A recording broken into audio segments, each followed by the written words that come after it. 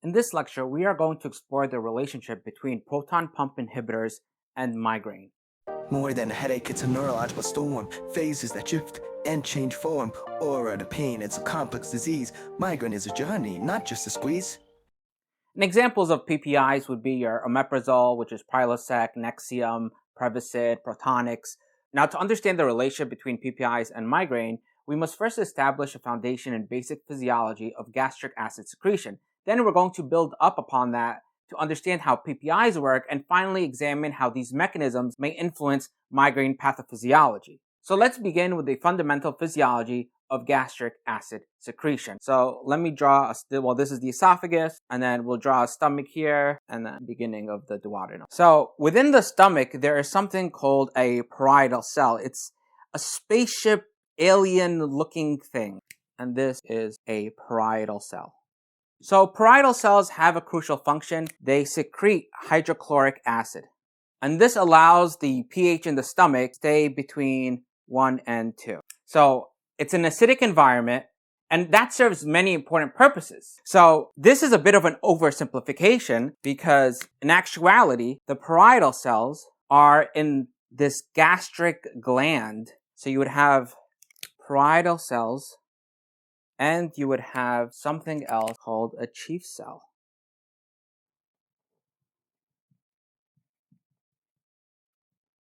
Parietal cells. So chief cells secrete pepsinogen, a zymogen, and parietal cells secrete hydrochloric acid, like we talked about. Now, the hydrochloric acid converts this inactive pepsinogen into pepsin, the active enzyme, thereby initiating the process of protein digestion.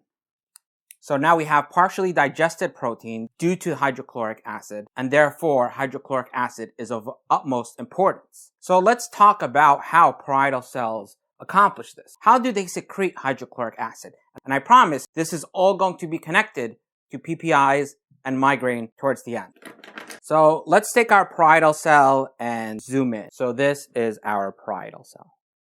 So this would be at the cellular level, okay? So at the cellular level, parietal cells have specialized membrane structures that allow for this acid secretion. Again, the main goal, produce hydrochloric acid.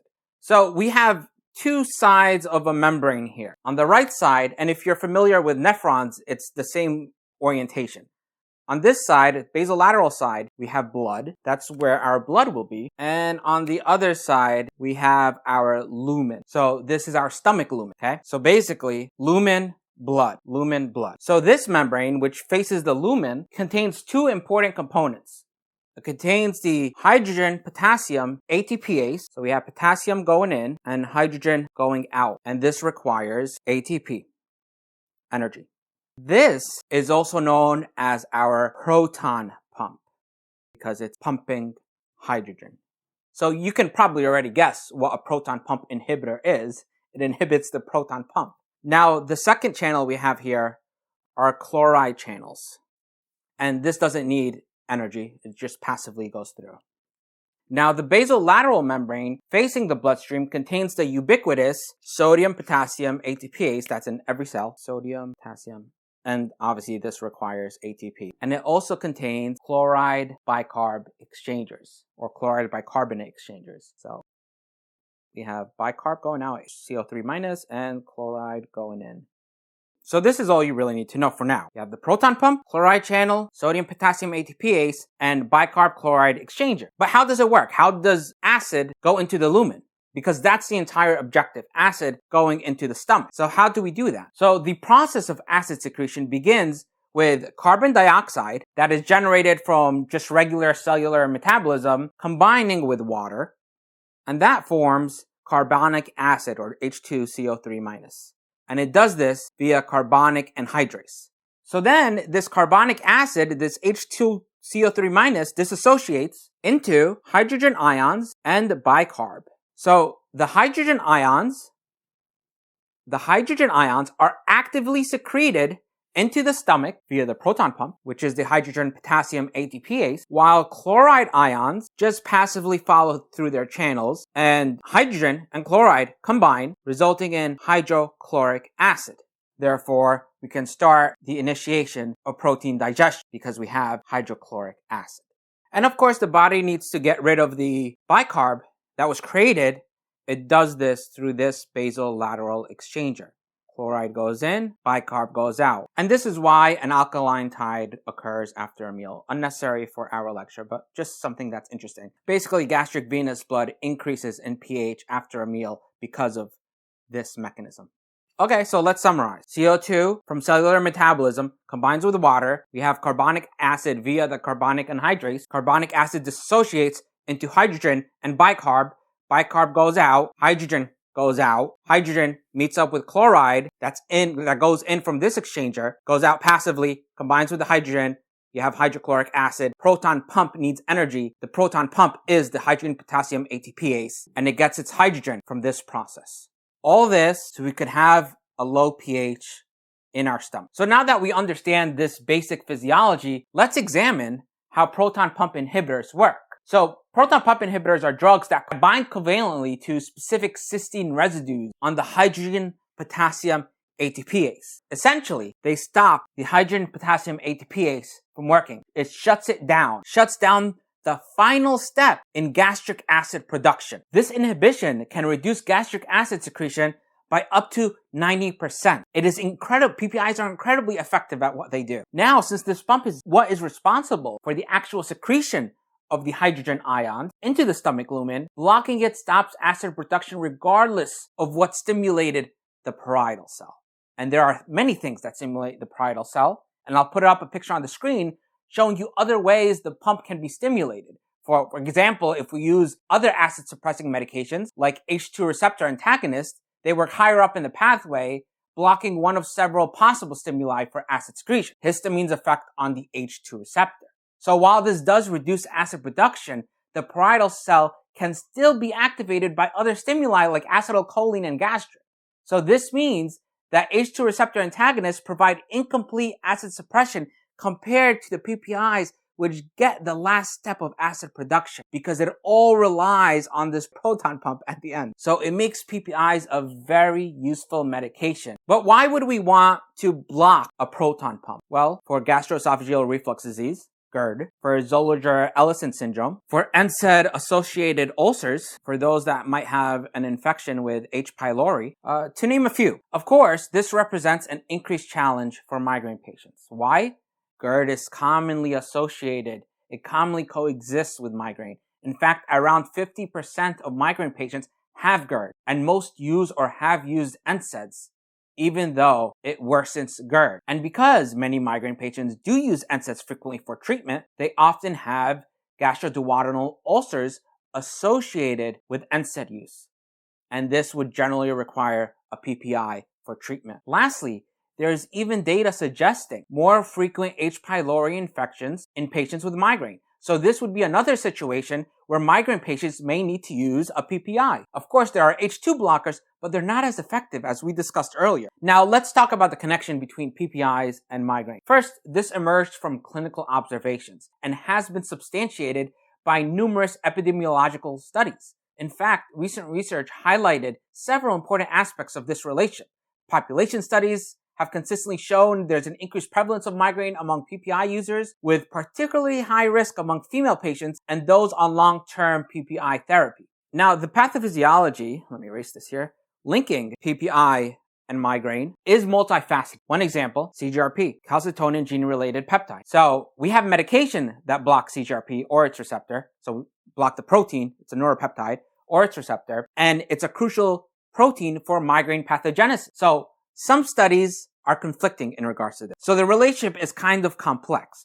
So we have one animal study showing an increase, another study on humans showing no effect, and we have a third study on humans showing a decrease in CGRP in a specific population. So in regards to CGRP, we'll put a question mark next to it, because we would expect if PPIs were to cause or trigger migraine attacks rather, it would be an increase in CGRP that would do so. As again, we have medications that block CGRP or its receptor for migraine treatment. So if PPIs do influence migraine via CGRP, the mechanism may be more complex than direct CGRP modulation. So that's why we're going to have to put a question mark here. What we do know, though, is that we have TRPV1, an ion channel that releases CGRP. Keep in mind that CGRP is not only central in migraine pathogenesis, it is involved in many systems. Almost all systems in your body, CGRP modulates in one way or another, and it actually happens to have protective effects on gastric mucosa. So let's draw a little graph here. Let's put PPI usage on the x-axis rather, and TRPV1 levels on the y-axis. So we know as we increase PPI usage, TRP1 levels also increase, okay? And it does so dose dependently. And an increase in TRPV1 will result in an increase in CGRP. So this is one possible mechanism where PPIs can actually trigger migraine attacks. But that's not all. Let's erase this. PPIs also alter our gut microbiome. And this results into what is called PPI-induced dysbiosis, which is essentially a disruption of the normal gut microbiome. So this reduced microbial diversity may trigger gastrointestinal and systemic inflammation, as well as impacting the gut-brain axis, which has previously been linked to migraine. Dysbiosis, not only has it been linked to migraine, but it has also been linked to metabolic syndrome. And obesity is independently associated with increased migraine frequency and severity. Next, we have genetic factors. And this adds another layer of complexity to the PPI and migraine relationship. So some PPIs are broken down by CYP2C19 and some mainly by CYP3A4. So some people genetically have decreased function of these enzymes due to variations in DNA. What does this mean? Well, with less of what breaks down PPIs, there is more of the drug. And if there is more PPI because of a genetic predisposition, then you will have an increase in migraine or increased risk of developing migraine.